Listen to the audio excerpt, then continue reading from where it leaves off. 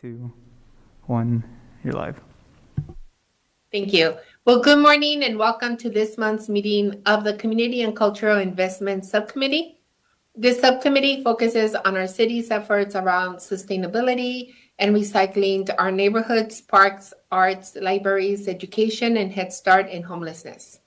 I would like to start this meeting to order. Today's date is December 1st, 2021, and the time is 10:02 a.m.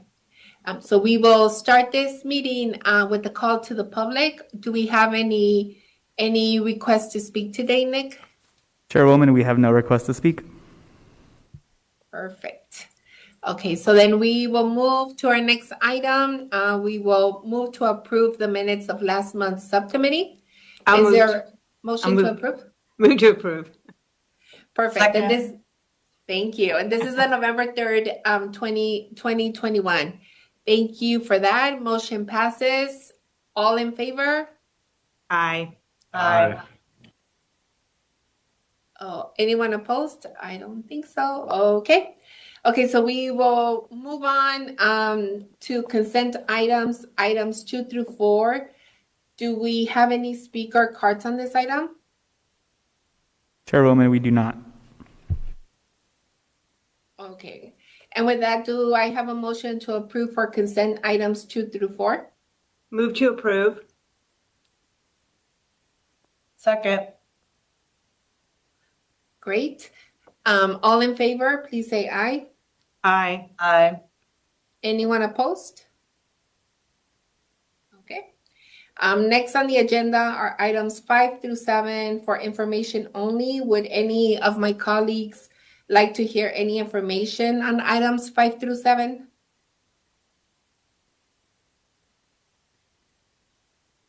Okay, hearing none, we'll move to item 8 through 10 are for information and discussion. We will begin with item 8 in a presentation from our Public Works Department.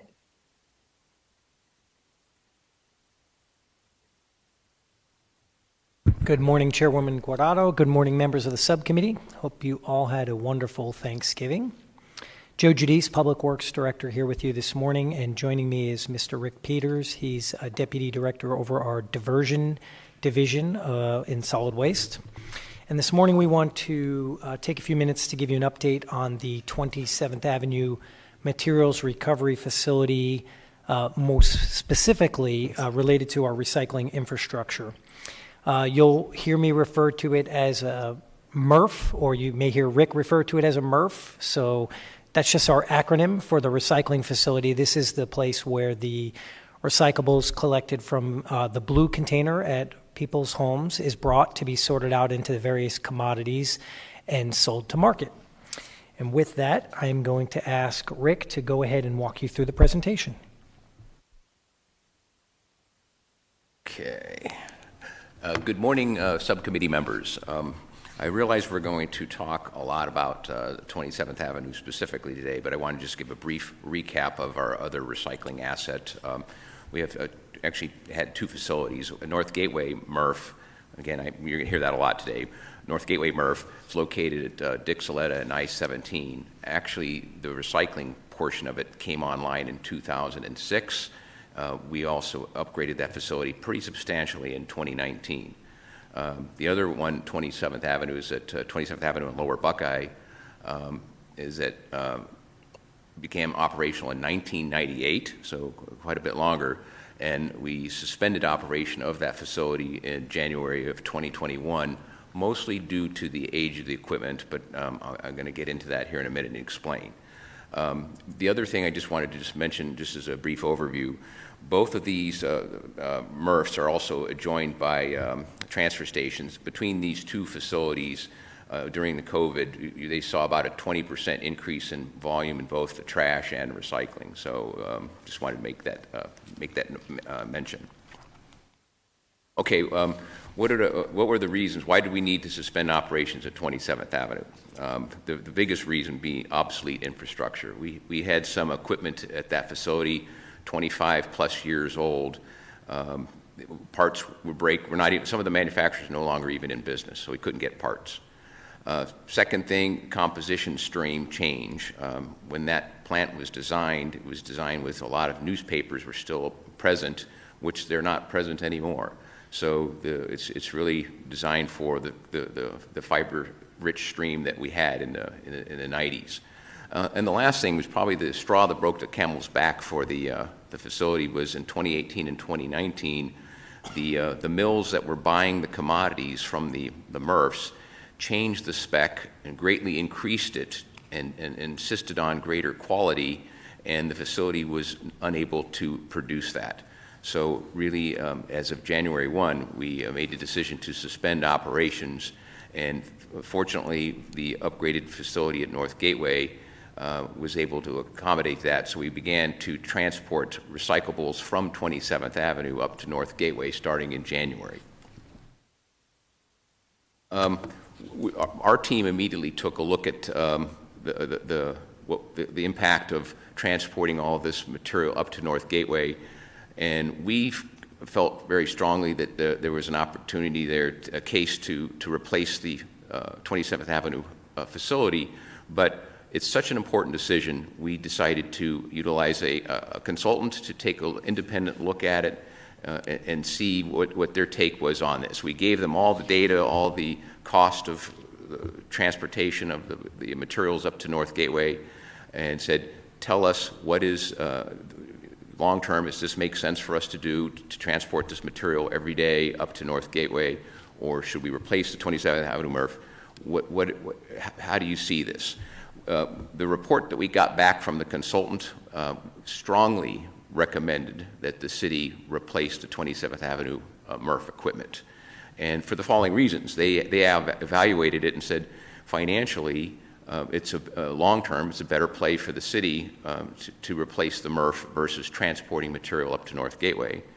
And the other thing, the capacity needs, North Gateway handling and processing 27th Avenue material, while it could do it, it was tying up that facility to be able to handle any new growth. So we needed a new facility to handle capacity needs and as the city grows in the future. So the consultant recommended we needed a new MRF just for capacity needs. The third thing was the diversion rate. Again, we're hopeful that the new MRF would also allow us to expand our ability to add different programs and different items that we could potentially extract from the waste stream. And the last thing was to provide redundancy. And right now, if North Gateway goes down, we don't have a backup. So the consultant, again, for all these reasons, recommended that we replace 27th Avenue MRF.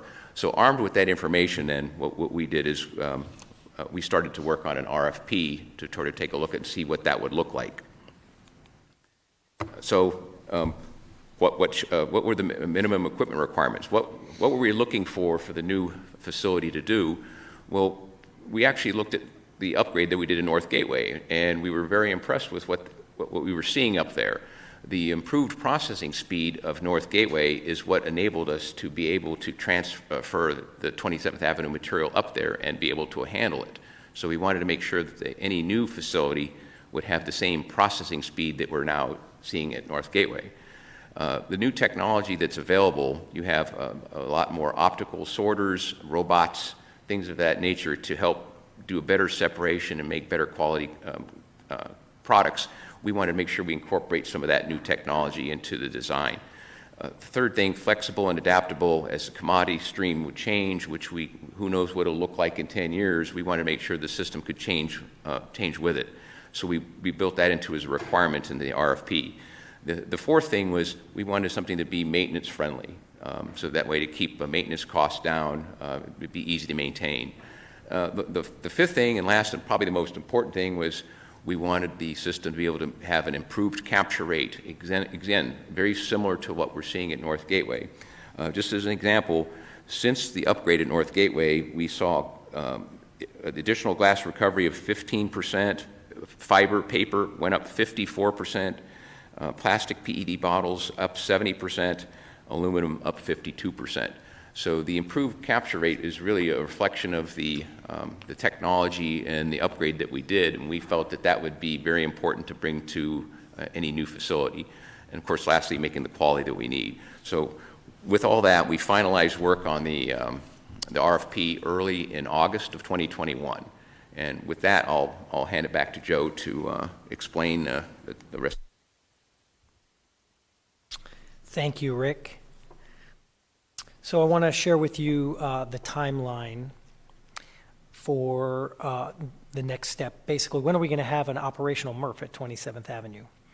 With the approval of the solid waste financial plan back in February of 2020, the capital plan for this MRF replacement was approved. We began procurement in July of this year, as Rick mentioned. We intended to come to council December 15th. I think that will now be January 5th. So we plan to come to council January 5th with a formal recommendation of award for the contractor to build and install the new equipment, with the planned operational date in the spring of 2023. And just to quickly summarize the benefits, again, that we expect to receive with this new facility, we expect to continue to make the highest quality market specifications. Phoenix enjoys some of the best market values for the sale of commodities, and we want to continue to enjoy that good place in the market. We also expect to reduce our operating expenses relative to other MRFs, and we vastly expect to increase our ability to grow as the city grows and be able to add new programs, new commodities to our recycling stream. And with that, Councilwoman Stark, you may recall this image. This is what the MRF looked like about September of this year. I know you did a tour with us earlier this year. Yes. And we just wanted to show a quick contrast because we have begun already with deconstruction. And so this is what the facility looks like today. There is no equipment left, and the site is being prepared for the installation of new equipment. With that, we will take any questions that you have. Does anyone have any questions? I have a couple. Great. Go ahead, Councilwoman. I'm sorry. Thank you, Chairwoman. Thanks, Joe. I just have a couple questions are all sort of on different topics. I'm wondering, when operations were suspended in January of this year, were the employees transferred elsewhere? And do you know if these updates are going to provide any new jobs in the area? Chairwoman, Councilwoman Ansari, the Republic Services is the operator of the 27th Avenue MRF and the North Gateway Materials Recovery Facility. It is my understanding that employees that were able to or willing to moved with the company up to the North Gateway facility or other locations. I do not have the details on what their final employment decisions were. I think some folks may not have been able to make that move. With respect to when the facility reopens, we're anticipating about 50 jobs kind of permanently would be associated with the operation of the new facility, assuming it would work about 2 shifts. Okay, got it. And also, as you know, there was the big recycling plant fire that happened in District 7.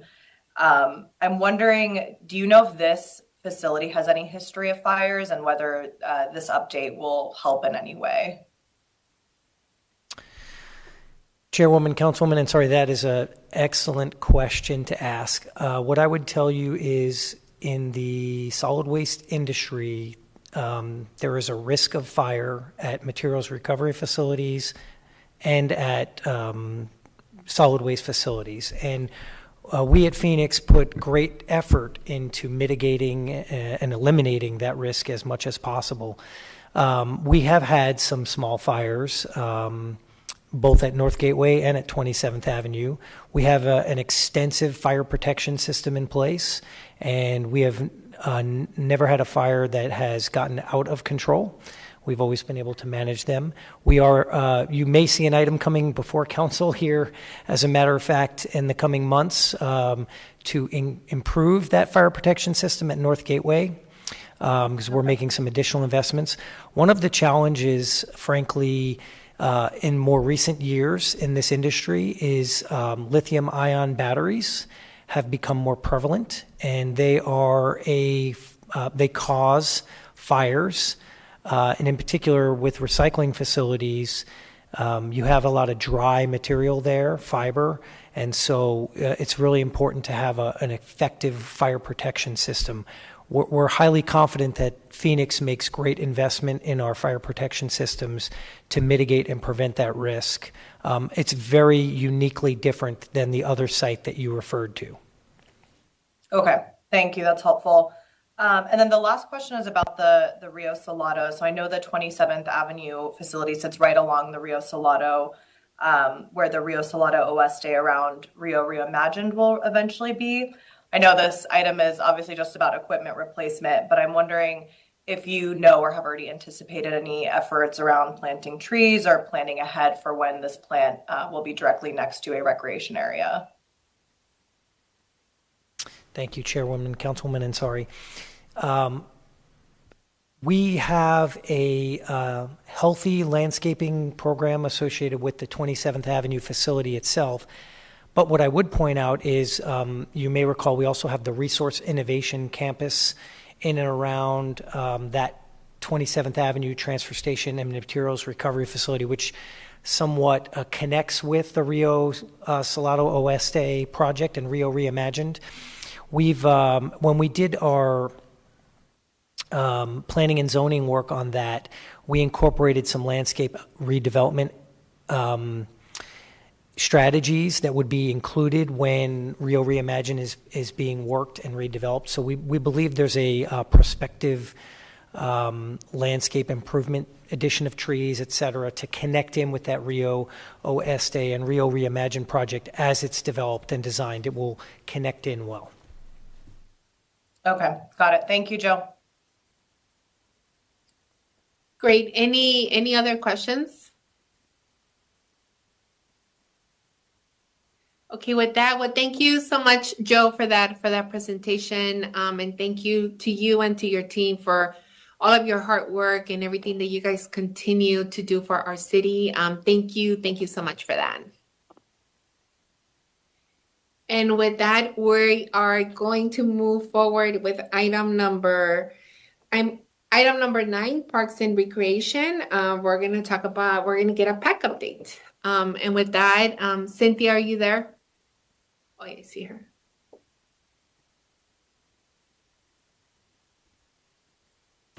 Hello, good afternoon.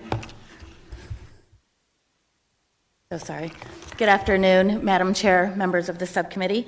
I'm Cynthia Aguilar, Parks and Recreation Director, here today to provide you with an update on the Phoenix After School Center program, very commonly known as PAC. The Parks Department has been providing the PAC program at Phoenix schools for more than 30 years. PAC is a structured after-school recreation and enrichment program located directly on Phoenix school campuses. The program provides a safe and fun environment during critical after-school hours, Monday through Friday, from the time of school dismissal to 6 p.m., and the program serves youth who are 6 to 13 years of age. Currently, PAC is being offered in 33 schools throughout the city of Phoenix. These schools, as you can see in this map, are located geographically throughout the city of Phoenix. They are located within 12 public school districts, and 2 are charter schools. These schools must have student populations that qualify for, that at least 50% of their student population qualify for free and reduced lunch programs. To host a PAC program, schools also must provide adequate space for us to host a program on their campus free of charge. I also want to note that we provide a PAC program at Sidney P. Osborne, which is one of our public housing sites. An annual curriculum is developed prior to the start of each school year. This curriculum is used by all PAC sites to ensure program consistency and quality, ensuring daily activities include PAC program components such as organized physical activities and games, STEM educational enrichment, math, arts and cultural activities, and assistance with homework. Annual feedback is also solicited from parents, participants, and school administrators to improve our program. Around the survey, what's the feedback that you're getting from parents? Like what is it that they would like to see different? Yes, Madam Chair, members of the subcommittee, great question. The survey is overwhelmingly positive. Some of the things I can say that I've seen in those survey results over the years are things like requests to do periodic field trips or to provide more homework assistance. Sometimes it's also feedback regarding the space. While most of our schools we have maybe a multi-purpose room or a cafeteria, in some we may only have a classroom, and so sometimes it's also a request for us to try to work with the school to have access to more space. Okay, thank you. PAC is intended to provide an affordable and safe after-school program option for families. The fee structure is based on the hosting school's United States Department of Agriculture free and reduced lunch rate. Program fees range from $120 to $260 per participant for the entire school year. If we break this down to a daily cost, it ranges anywhere from 67 cents to $1.44 a day. Families are able to register for the entire school year at once, or for 4 individual sessions. They can break it down that way as well. The PAC program at the City of Phoenix Sidney P. Osborne housing site is grant funded by the Housing Department, so those participants are able to participate at no cost. This slide just shows a comparison of how our PAC fees compare to some of the other after-school programs throughout Phoenix. So as you can see, they range anywhere from $400 to $3,200 a year, plus many of them require annual registration or membership fees. Also, we recognize the great level of responsibility our PAC employees carry in working with children every day. So because of this, we do work hard to provide ongoing training opportunities to help them be successful and to help our program be a quality program that we deliver for families. PAC employees participate in various professional development training opportunities throughout the year. The training is provided by our PAC coordinators or industry professionals to further develop program and leadership skills. One key nonprofit in the Valley that we've worked with on a lot of training is the Arizona Center for After School Excellence, which is a nonprofit that's focused on working with out-of-school, after-school program providers. I also wanted to share that like so many other programs, due to the COVID-19 pandemic, PAC was temporarily suspended on all school campuses back in March of 2020, and we remained off of those campuses for over a year. Unfortunately, that closure did result in us losing more than 50% of our PAC employees. While we were able to resume PAC successfully for the 2021-22 school year at all 33 schools that we were scheduled to return to, due to our staff shortage, we did start the school year with only 52 employees, causing us to open with participants on wait list at several of the schools. Since the school year started, we've continued onboarding. As we onboard, sometimes we also lose staff, and so it's not always a positive net gain as we bring people on. But since then, we have hired about 20 additional employees. We still need about 48 more, so close to 50, to be what we would consider fully staffed and be able to clear all of those wait lists. As of today, 8 of the 33 schools we are in remain with a wait list. To help us address these staff shortages, we've continued our enhanced recruitment efforts. We post information on the city's website, social media pages. We promote our jobs through high schools and colleges and universities. We also work with temp employment agencies.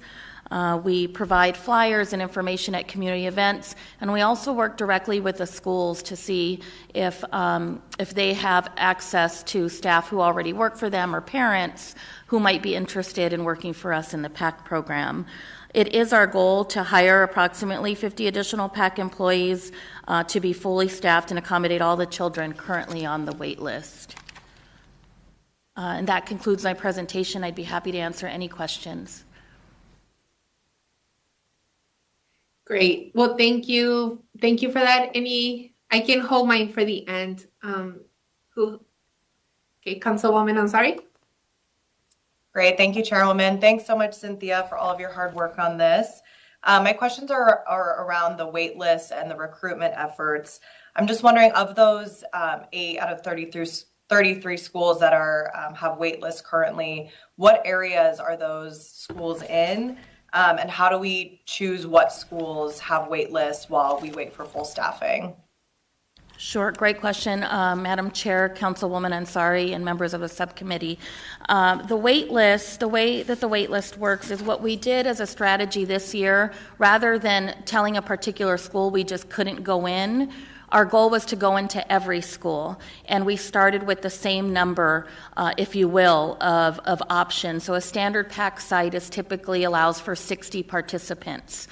So most of these sites started with 40, because at our 1-to-20 ratio, we figured we had at least 2 staff minimum, including some of our PAC coordinators and supervisors who have had to step in and fill in roles while we're short-staffed. We do have some sites that are called mega sites where the need is just greater because maybe they have a larger population, a student population than others that might, fall outside the window I just shared. But that was the approach that we used so that we could open at all 33 schools. Okay, got it. And then have there been cases where we've made offers of employment that have been turned down? And if that is the case, does there happen to be a common reason why we're seeing issues? Yes, Madam Chair, Councilwoman Ansari, and members of the subcommittee, we do have that. I would say that the reasons tend to vary. Sometimes the individuals that we make job offers to have just found another job in that window while they were in the application process for us.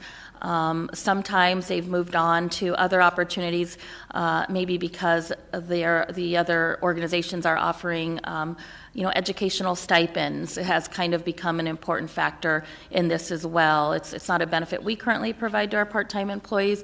And sometimes a lot of them are students and their school schedules change, especially if they're in college. And so it becomes a variety of those issues where we lose people on the onboarding process, or we also lose people once they've started with us for some of those reasons. And in some cases, they also maybe find that it's not the ideal hours or program for them to work in. So is that educational stipend piece or any other incentive something that we might consider in the future? Yes, Councilwoman, that's something that we can certainly work with human resources on. It's a benefit that's available for full-time employees. It's not a benefit that's currently available to part-time employees, but that's certainly something we can look into. Okay, I think that would be great if you think that's something that would address some of these issues. But thank you for answering my questions. Councilwoman Stark, did you have questions? Well, actually, I think all the questions I was going to ask have already been asked. I was also concerned about the 8 out of 33 schools, but I think, Cynthia, you did a good job in answering that. I will say this is a great program, and I'm glad to see that we reopen it. And I hope that we can get people employed so we can fully staff all of them. So thank you. Thank you for all you do.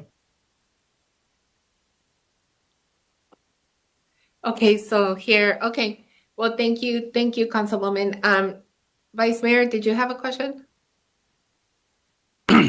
Just a couple of questions, Cynthia, around funding, and I know it sounds probably going further because of the shortages we have now, but I've also been approached by other school districts in our district that want to add a PAC program.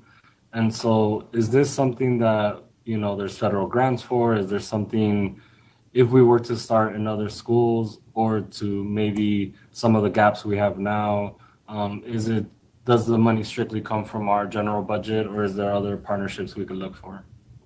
Yes, Madam Chair, Vice Mayor Garcia, members of the subcommittee. Currently, thanks to the City Council support, we also have ARPA funds available.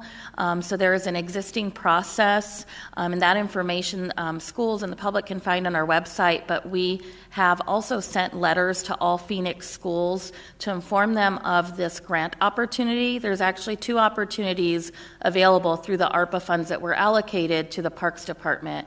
One was an opportunity for schools to ask us to go into their schools to provide a PAC program. We have enough funding to do that and go into up to 10 more schools.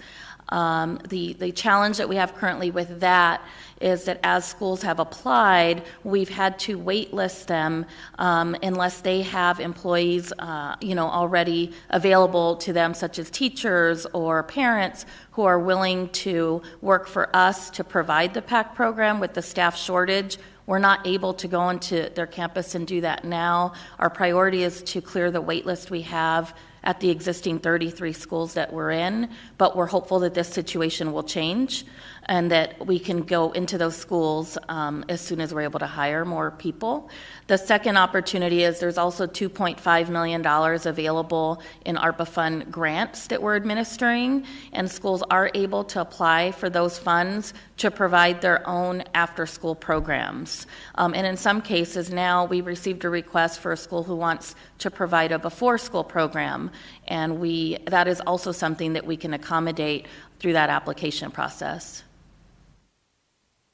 Thank you, and I think that's really helpful, and excited to make that vote and excited to consider this as a possibility for our next iteration next year. Just wondering if there is some planning we can do together, if there is some work that we can do together beyond the COVID dollars. I would hate to, obviously grow this year, maybe next year, and then have to bring it back down. So no need to answer questions now, just kind of a reminder to ourselves that this is very important work. Wraparound work around the schools is really important, and so I would appreciate conversations and strategy moving forward on how we continue to fund these programs. Great, thank you. So I just had a couple of suggestions. I know that we've talked a lot about, Cynthia, about the shortage and there's like a huge need. I know that we see it in the schools. I see it with my 2 kids. I have two young boys, and I know how crucial the PAC program is for our families, especially families where parents are working 2 or 3 jobs, and we want to figure out how is it that we get a healthy option that's affordable for our families. And we see our children, especially our kindergartners that went into 1st grade and our pre-kindergartners that are now in kinder. We see that there's like a huge need in terms of a lot of support for those families and also for our teachers. We have a huge shortage with teachers right now, and I know that it's a shortage all the way around. So I was wondering, have you, maybe we can talk about, maybe talking to the different universities, maybe talking to the different community colleges and seeing if there's a partnership that could happen together with them where there's like maybe students that are studying to be teachers and they need some experience or some hands-on training. I do think that we need to try to figure out how do we get some folks in there that's their passion, right? That, like someone that's going to come in and apply just because they need the money. I think it's really difficult for people to stay on those jobs if children are not their passion. So I do think that it's important that we try to figure out how do we grow those partnerships with the different schools. I mean, in District 5, I'm thinking about GCU. I'm thinking about maybe even the high schools, going into the high schools and seeing if there is any teacher aides that want to be teachers that would come in and do a part-time with the city, trying to figure out from that sense. Because I do think that as the program is great, and I think our families are definitely are benefiting from this program, and it's a lot more affordable. I do think that we need to expand and thinking about different folks that could come in and offer some tutoring for our children. There's many parents, again, working class families that just do not have the time to sit down with their kids and look over the homework and trying to help them with the homework. I know I sometimes have a hard time with their homework. So I think it'd be nice to try to figure out for our families, could we offer some tutoring? Could we offer something that's a little bit more structured for the children that we have in PAC?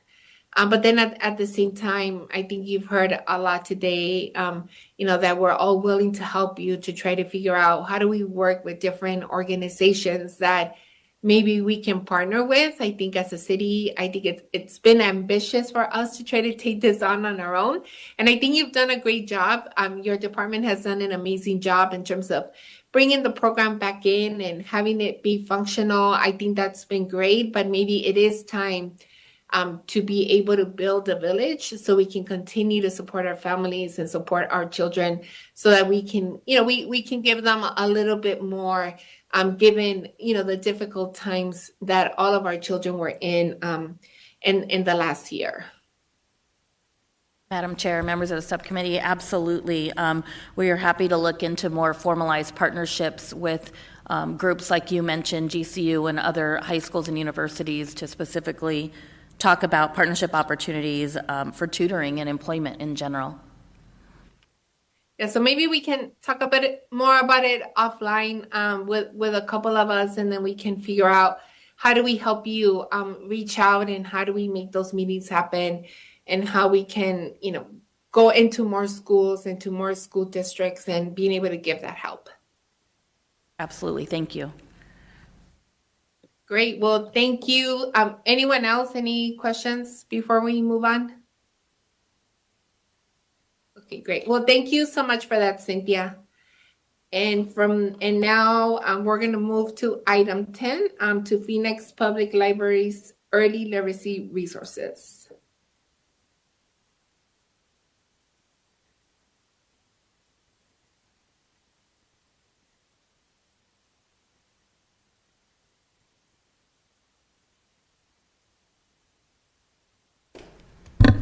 Madam Chair, Carl is here to introduce the item, and we'll have Wendy present the actual item. So, Carl.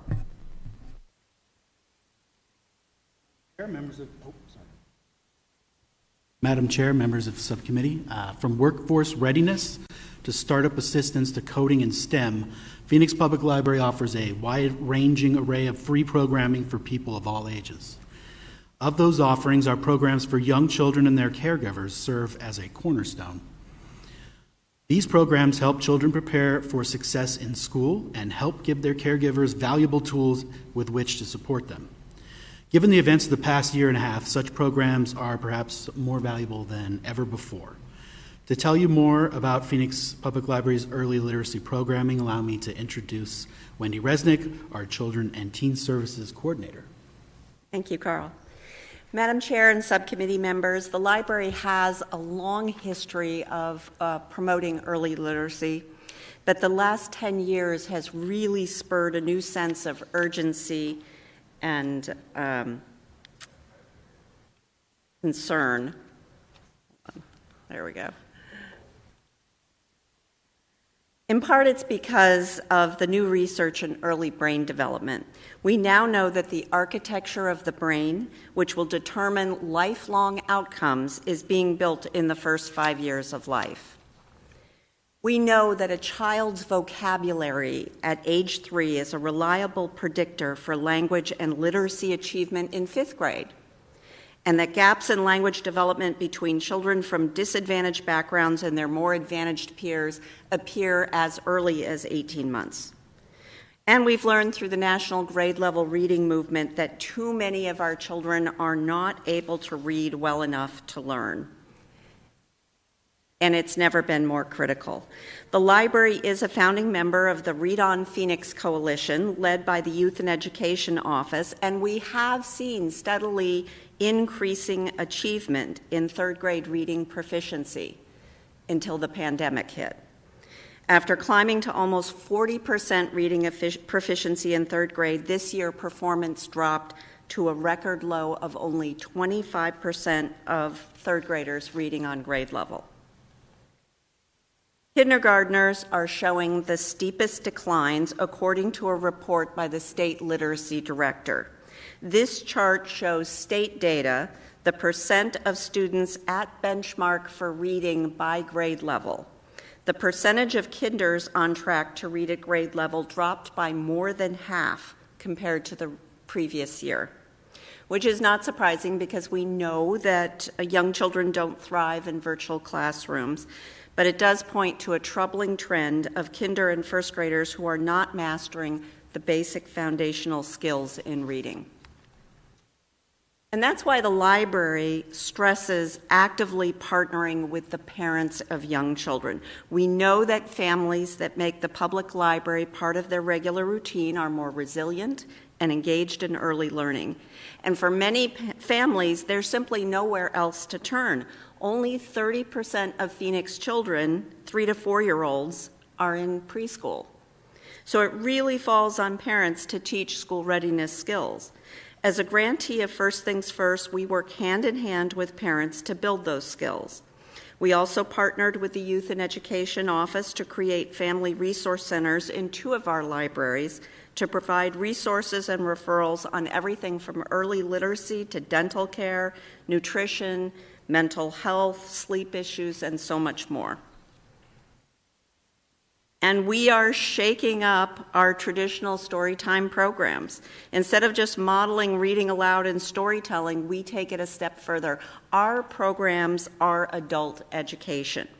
We are sharing brain science and its practical applications with parents in a very direct way. Every program is based on a particular early learning message and includes related activities for parents to do at home. Over the last 6 years, we've developed more intensive and intentional programs to help prepare children for school, and all of our programs are offered in English and in Spanish. Kindergarten Boot Camp is the most popular of these. We've had more than 4,000 children enroll in the last 6 years. This is a picture of one of our graduating classes.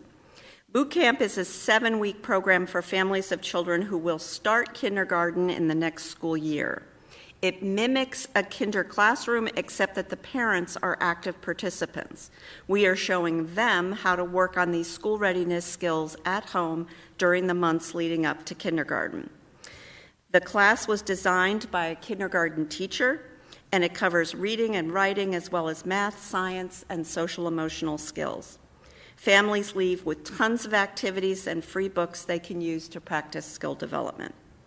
This program was so popular that we had to create a second class for the 3-year-olds who wanted to be in boot camp. We call that one Tools for School. It's a preschool prep program that focuses a little less on the academics and a little more on the social-emotional skills.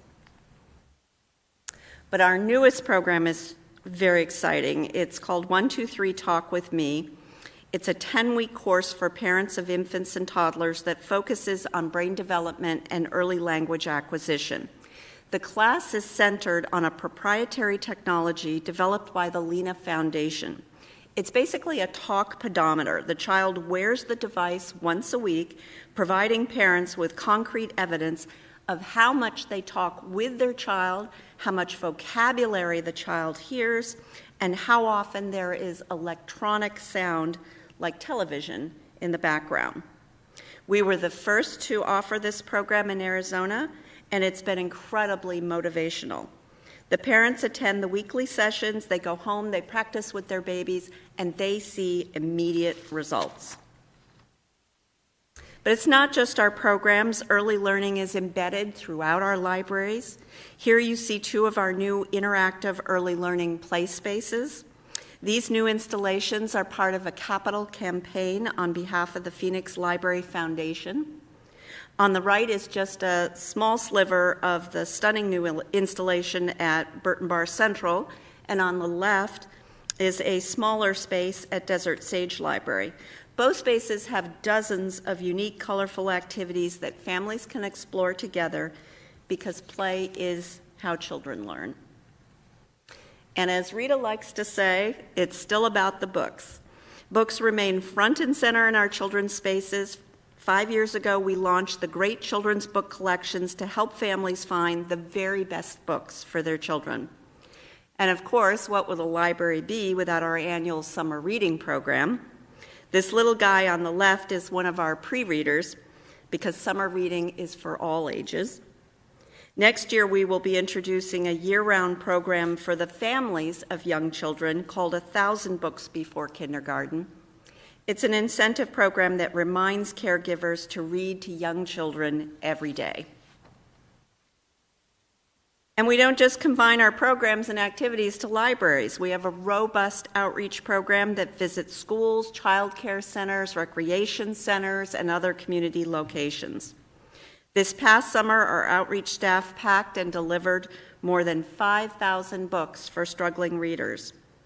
This year, we launched our first Story Walk book trail at Cesar Chavez Park in Laveen. This is a partnership with the Parks and Recreation Department. The half-mile permanent trail has 18 signs and will feature 4 rotating bilingual picture books each year. When a new book goes up, we give away free copies and plan lots of special activities. Our second trail is scheduled to go up at Edison Park in Central Phoenix in February. Our early learning programs are listed in the online calendar on our website at phoenixpubliclibrary.org. They are also showcased and linked from the library's Facebook, Instagram, and YouTube accounts. Thank you, and we'd be happy to answer any questions. Thank you. Any questions?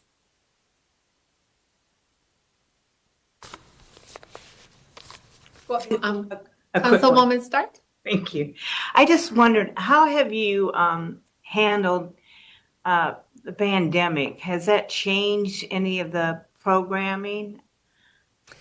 Madam Chair and Councilwoman Stark, yes, that's an excellent question. Like most city facilities, we shut down in March of 2020. We immediately took our programs online. So we were doing our story times, our kindergarten boot camps, all of our programs online, and we only actually reintroduced in-person programs in September of this year. Perfect. So you were still able to give the programs to the children? Oh, yes. Glad to hear it. Oh, yes. Thank you. Thank you. Vice Mayor Garcia? I saw you had your camera on. I didn't know if... Thank you. I think it's not necessarily questions. It's more, I guess, appreciation for the work that you're doing.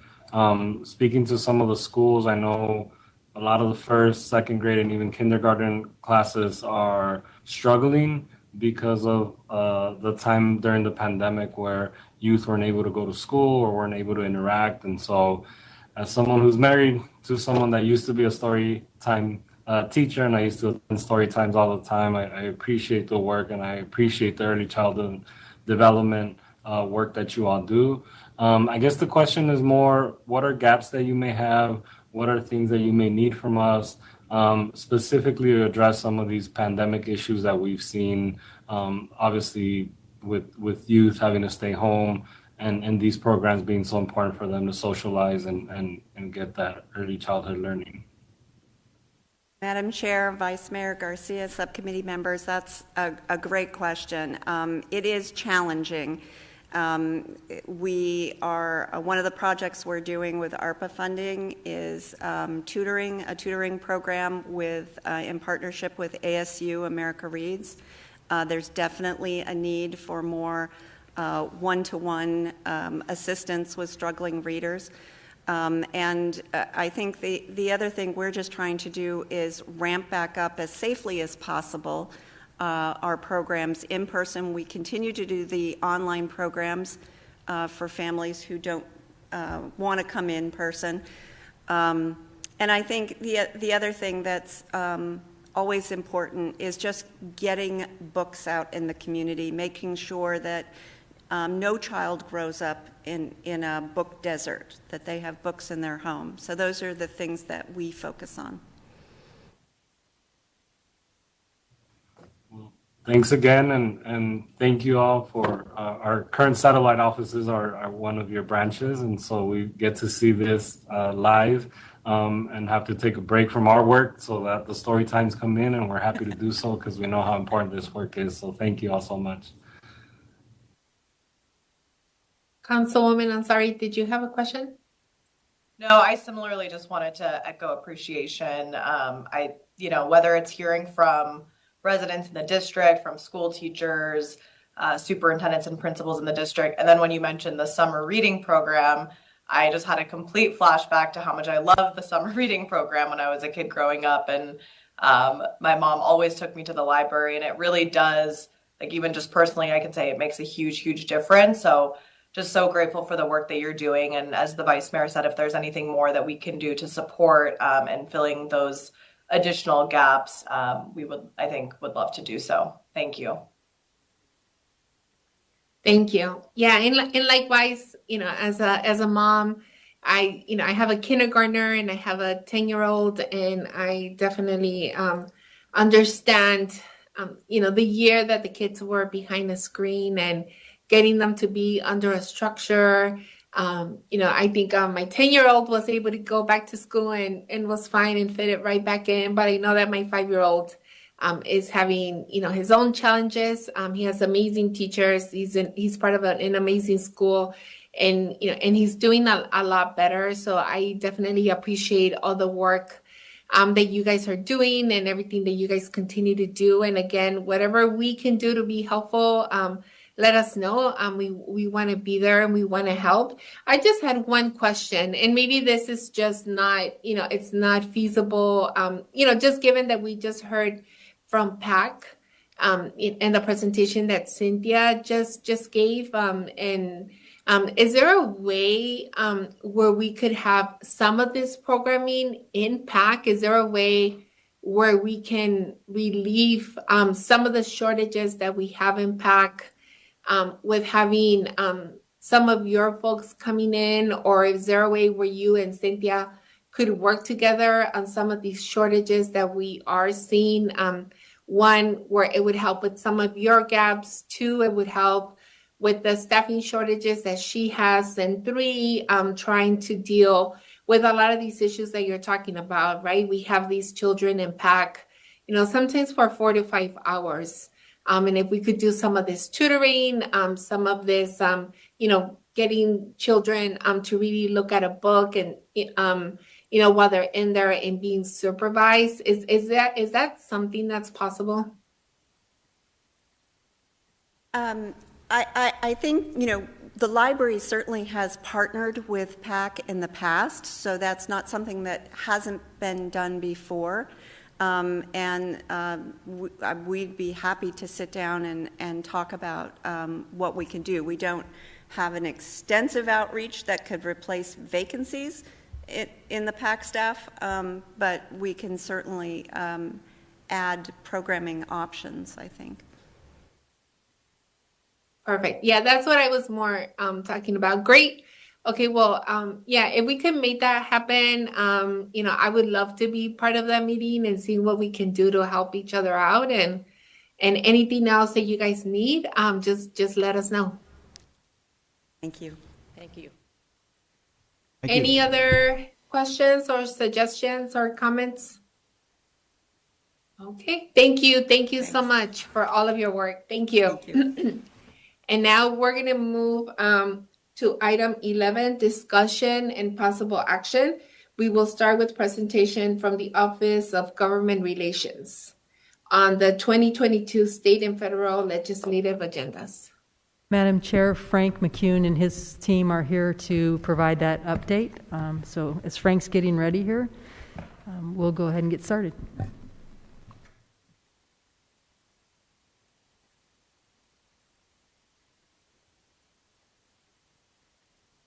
Such a pleasure to go after two wonderful presentations, Chairman Guadardo. It's a nice day in your committee today. I wanted to thank you for allowing the Office of Government Relations the opportunity, to present to this subcommittee the items directly from the draft legislative agenda for review and approval. I'm Frank McCune, Director of Government Relations, and with me is Eric Gudino, Manager of Federal Relations, and we'll present the state and federal today.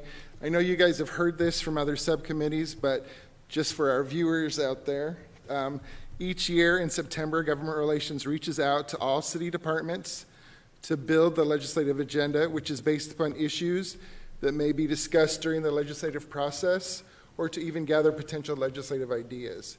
We combine that information and then brief each council member and the mayor for their perspectives on those items, as well as learn about their issues or items they may have interest in. From that, we compile the draft legislative agenda, and today we present to this committee items that are relevant to you guys for consideration. And there is some duplication between the subcommittees. This is our third of 4. Next week, just like a food truck announcement, we'll be at the Public Safety Subcommittee next week for our final presentation. But for today, I will present the state legislative agenda for the 2022 session. Each year, we begin our agenda with 4 guiding principles that encompass our broadest mandate for advocacy on behalf of the city. These 4 principles include preserving state shared revenues, protecting our money, opposing unfunded mandates, protecting local authority, and preserving water resources. The remainder of the presentation consists of the 2022 state legislative agenda specific to our subcommittee. There are 3 major items in state relations this year. First is the Housing Trust Fund. The demand for affordable housing continues to increase in Maricopa County. The State Housing Trust Fund was established in 1988 by the legislature to provide a flexible funding source to help meet the housing needs of low-income families in Arizona. The Housing Trust Fund is used throughout the state to financially support services such as rental assistance, foreclosures, eviction protection and prevention, construction for affordable housing, and emergency transitional housing needs. Restoring funding for these programs in this department will provide much-needed flexible dollars to support various housing programs across Arizona. As our legislative agenda this year, we we recommend supporting efforts to continue funding the Housing Trust Fund and efforts that adequately address the affordable housing issue. The next item is the Veterans Affairs Supportive Housing. The Housing Department currently has an allocation of 903 U.S. Department of Housing and Urban Development, or HUD, Veteran Affairs Supportive Housing, or VASH program vouchers. HUD-VASH is a collaborative program between HUD and the U.S. Department of Veterans Affairs, or the VA, that combines HUD housing vouchers with VA supportive services to help veterans who are homeless and their families find and sustain permanent housing. The Housing Department vouchers provide housing to homeless veterans through case referrals from the VA. Due to limited staffing at the local VA, new referrals and processing of active referrals are delayed. The House of Representatives introduced legislation which specifically appropriates an additional $1.2 million from the State General Fund to the Department of Veteran Services to hire additional benefit counselors. Staff recommends supporting legislation to hire more VA counselors to help decrease the turnaround time and more seamlessly connect homeless veterans and their families to much-needed housing and supportive services. Lastly, for the state agenda directly related to this committee, is support for the Arizona Commission on the Arts, which is the agency of the state whose mission is to create opportunities for all Arizonans to participate in and experience the arts. The Commission awards grants and works to cultivate sustainable arts communities and promote statewide public access to arts and cultural activities. The Commission provides nearly $1 million in grant funding to the Phoenix-based communities annually. The Commission primarily relies on the State General Fund to accomplish its goals, and its grant-making supports and cultivates sustainable arts throughout the community and promotes public access to arts and cultural activities. Grant funding is made in every county of the state, distributed equitably to large and small organizations, and supports arts education in communities and limited access.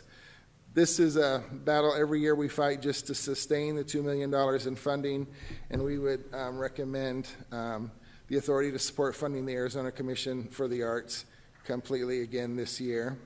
And that concludes the state portion of the legislative agenda for the Cultural and Community and Cultural Investment Subcommittee. Now I'll pass it over to a pretty lengthy agenda on federal programs that Eric Guadino will handle. Eric?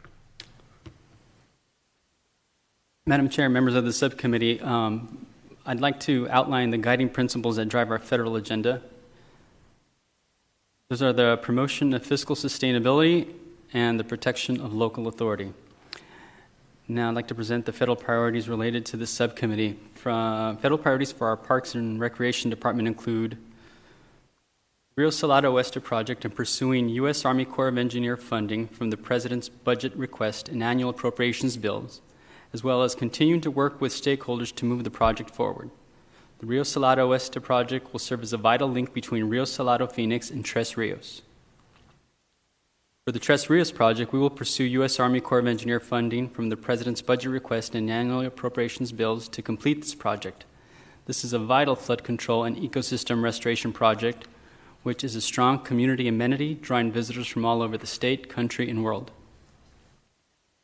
Federal priorities for our Office of Environmental Programs include supporting efforts to receive federal funding to provide assessment, cleanup, and redevelopment efforts of brownfields. Funding for cleanup and redevelopment of brownfields bring many economic development benefits to the city. We will also support legislation that would provide funding to support all areas of our local food systems. Creating a healthy, resilient, and equitable food system to meet the rapid growth we've experienced is critical for long-term health and well-being of all residents of Phoenix. For groundwater contamination and cleanup, we will monitor regulations related to PFAS and PFOA, these chemicals are used in everyday products and have been found in groundwater, surface water, and landfills. Municipalities throughout the country can't be expected to take the cost of remediation without federal assistance for these chemicals. And for waters of the U.S., we will support the Environmental Protection Agency's efforts to create a balanced and moderate definition of which water bodies, channels are protected under the Clean Water Act. Over the last decade, multiple definitions have created uncertainty and difficulty in planning long-term projects. For our Office of Heat Response and Mitigation, federal priorities include the urban tree canopy and supporting efforts to pursue federal grants for tree planting, particularly in low-income areas where the canopy has been significantly altered. By investing in trees and urban forests, the city can reduce its carbon footprint, decrease energy costs, reduce stormwater runoff, increase biodiversity, and address the urban heat island effect. Also, in the area of urban heat, we will support efforts to pursue federal grants and assistance for heat mitigation and adaptation for the city to become heat ready. This is especially important to vulnerable populations in which increased temperatures adversely affect them. For our Office of Sustainability, their priorities include supporting efforts to receive federal funding for electric vehicle infrastructure. The adoption of electric vehicles would benefit air quality and mitigate concerns over noncompliance with ozone standards. Also, in the area of renewable energy, we will seek federal funding and assistance for all policies to encourage renewable energy projects. A renewable energy mix is an important component of a robust energy system and can be leveraged to reduce overall costs and address extreme temperature grid failures. For our Neighborhood Services Department, their federal priorities include seeking community development block grant fair share by advocating to reform outdated funding distribution formulas. The current formula creates funding disparities between older communities and fast-growing cities like Phoenix. Supporting efforts to increase funding for lead-based paint hazard control grant and healthy homes programs. Many homes built before 1978 have lead-based paint that could lead to serious health issues for families, especially young children, and additional funding could help expand remediation and educational efforts. For our weatherization assistance program, we will advocate for increased funding in the program, which helps low and moderate income households reduce utility costs by performing energy efficient improvement projects. Federal priorities for our Human Services Department include advocating continued and increased funding for the Emergency Solutions Grant, which provides funding to assist those experiencing homelessness. ESG funding goes towards street outreach, emergency shelter, permanent housing, rapid rehousing, and a host of other services. For the Low-Income Home Energy Assistance Program, we will support full funding for the program and a revision of funding formulas. The program helps keep families safe and healthy through initiatives that assist with energy costs. We will support continued authorization and full funding of the Community Services Block Grant. This program provides funds to support employment and provide food, housing, health, and emergency assistance to low-income families and individuals, especially those experiencing homelessness and the elderly. For the Older Americans Act, we will support increased funding for many of the services this act provides, such as Meals on Wheels, congregate meals, senior service center services, transportation, support for family caregivers, and a host of other vital programs to our residents. We will support continued and increased funding for the Victim of Crime Act. Funding provides comprehensive responses to the needs of victims of violent crimes such as domestic and sexual violence. For Head Start, Early Head Start, we will support increased funding. These programs allow parents to return to the workforce or increase work hours knowing their children are safe and in an environment specifically designed to address development and school readiness. Federal priorities for our Arts and Culture Department include advocate for federal funding grants through the National Endowment of the Arts. This funding will help expand the availability of arts and cultural activities throughout the city, as well as advocating for federal grant opportunities through the National Endowment for the Humanities. These grant opportunities preserve and provide access to cultural and educational opportunities for our residents. City Manager's Office. For COVID-19 response and recovery, we will oppose any efforts to repeal or reprogram local government funding allocated through the American Rescue Plan and support ongoing flexibility in use. Earlier this year, there was an effort to sweep the second tranche of local funding. However, through efforts of the National League of Cities and the U.S. Conference of Mayors, these efforts were halted to sweep the second tranche of municipal funding. We will work closely with the congressional delegation and national organizations to monitor and oppose such efforts again. And that concludes the federal agenda. With that, Chairperson Guardado and subcommittee members, we would ask for the subcommittee to recommend approval of the Community and Cultural Investment Subcommittee items that we've presented for the state and federal legislative items. Oh, let me click the button so everybody sees it, unless there are other questions. Perfect. Yeah, I thank you so much for that, Frank. I had just one question on this. So how is it that you guys are going to work with the different city departments here at the city, given all the money that's going to be coming in from the feds with the infrastructure bill, with the Build Back Better? How are we going to make sure that we don't miss out on any opportunities to be able to apply for these federal grants and for all of these programs that are going to be coming down the pipeline? Something that really caught my eye is thinking about, we have spent a lot of time in different parts of the city, and there's other areas, that we have not. So how is it that we can actually take advantage of this opportunity with the infrastructure bill? I think one of the things I told Mario, with all of this money that's coming down, I'm sure there's going to be enough to be able to do a lot more street paving and a lot of the work that needs to be done, especially in the working class communities. So how do we make sure we don't miss out on any of those opportunities? Great question, Chairwoman Guardado and subcommittee members. as you mentioned, Mario Panagua is coordinating a task force, if you will, that we've had meetings over the last couple months getting ready for the passage of the infrastructure bill, talking through what, because the language has been pretty much set for the last couple months. They just had to pass it.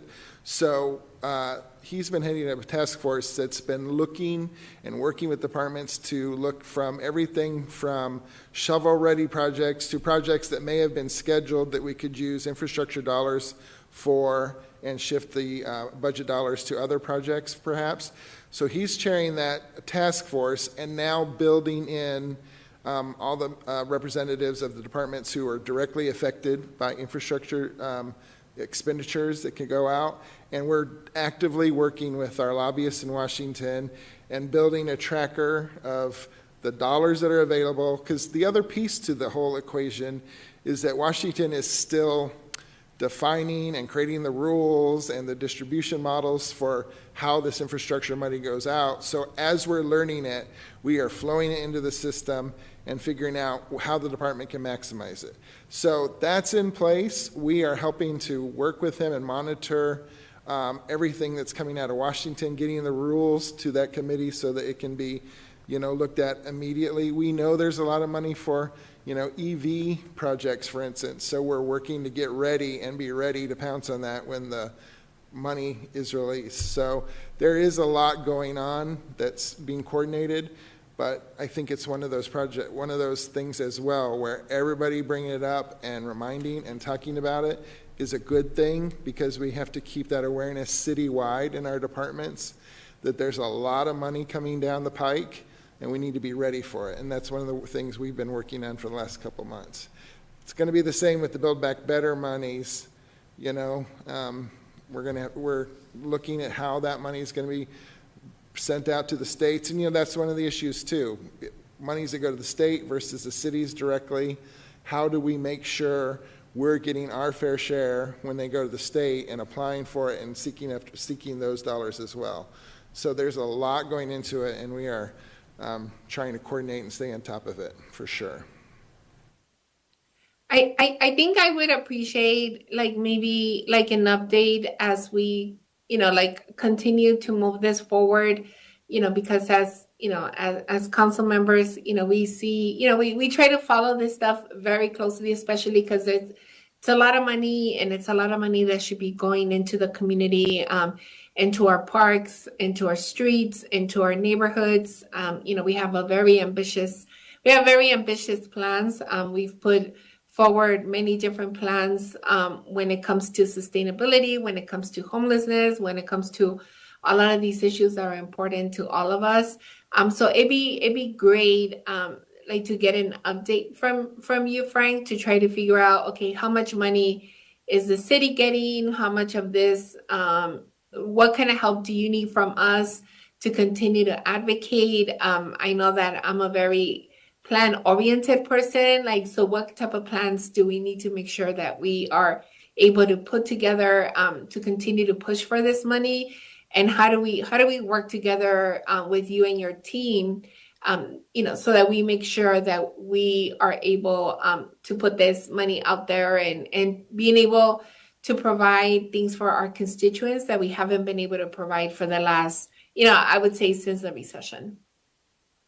Duly noted, Chairwoman Guardado, and we will work with Mario and figure out which committee or policy committee that we come to. I know we had talked about doing one early this month, but with the infrastructure bill, it took so long to get passed that it got a little late to get on the subcommittees or on the policy committee. So we will look at which forum to do that and put together something as soon as possible so that we can just have that discussion and handle it much like we did the ARPA dollars discussions where we're talking point blank. Still, it's not as clear because we were getting absolute dollar amounts, but we can have the discussions of the buckets of money and what we're looking at, and that way we can bring everyone to the same page. So we will get working on that. Perfect. Thank you. Questions, Councilwoman? I'm sorry. Yes, thank you, Chairwoman. Thank you, Frank and Eric, for the presentation. Been great hearing it a couple times now. Every time you give it, I feel like I get new things that I'm excited about.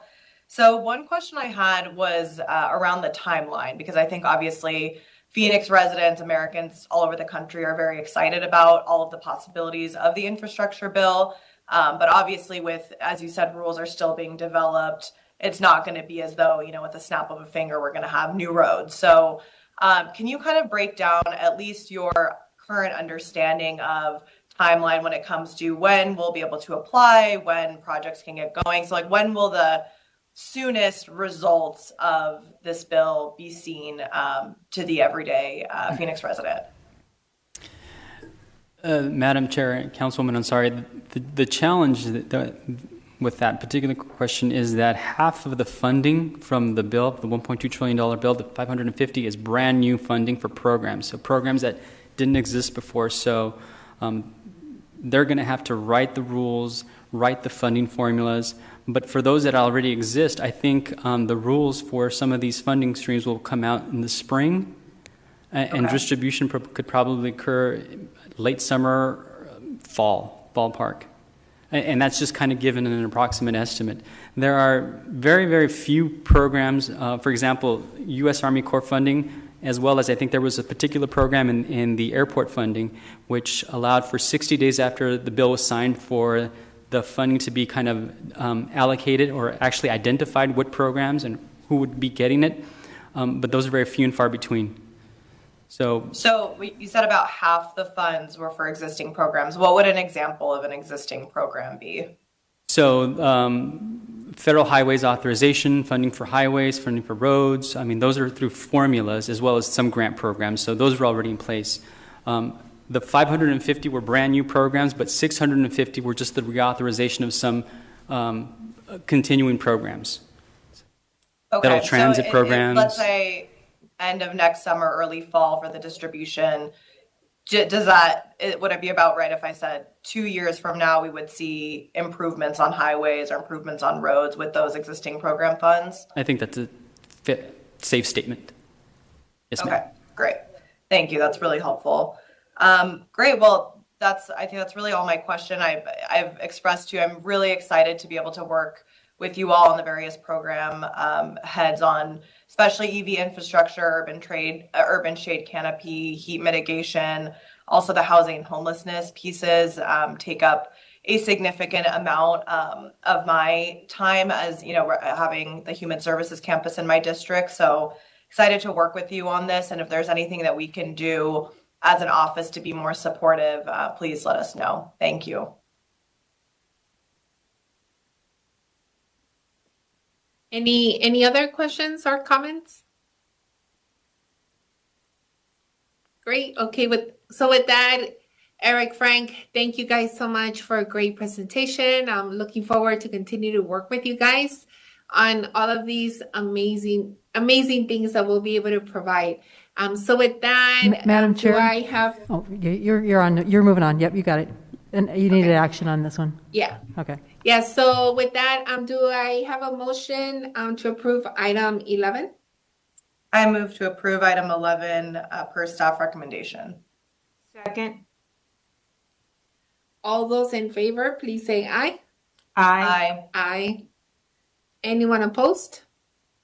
All right. Okay. It passes. Thank you.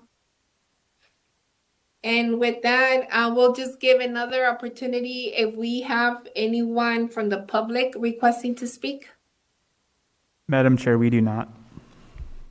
Okay. And with that, for our next meeting, do any of my colleagues have any items that they would like to add for the agenda? No? Okay.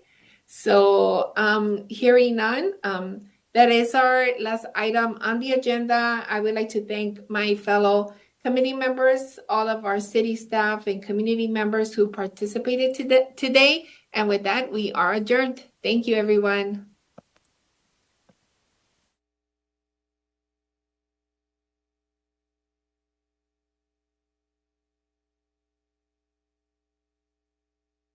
Required documentation,